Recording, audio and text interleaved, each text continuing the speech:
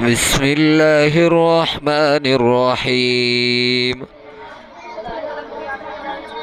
يا أيها الذين آمنوا لا تتخذوا اليهود والنصارى أولياء بعضهم أولياء بعض ومن يتولهم منكم فإنه منهم إن الله لا يهدي القوم الظالمين.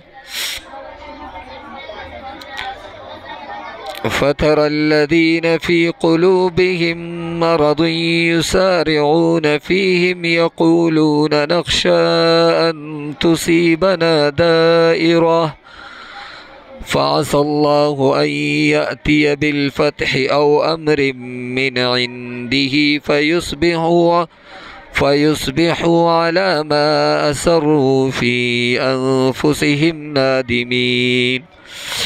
ويقول الذين آمنوا أهؤلاء الذين أقسموا بالله جهد أيمانهم إنهم لمعكم حبطت أعمالهم فأصبحوا خاسرين.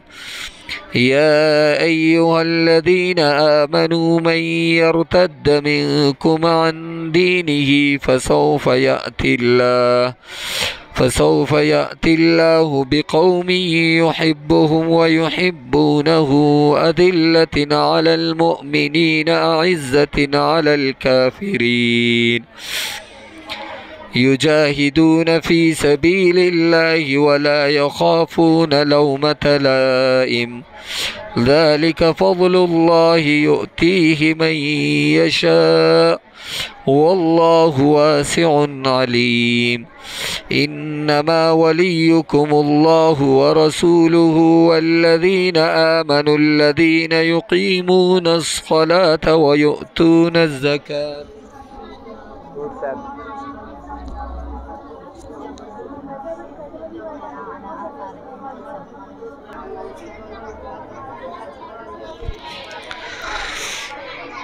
إنما وليكم الله ورسوله والذين آمنوا الذين يقيمون الصلاة ويؤتون الزكاة وهم راكعون ومن يتول الله ورسوله والذين آمنوا فإن حزب الله هم الغالبون.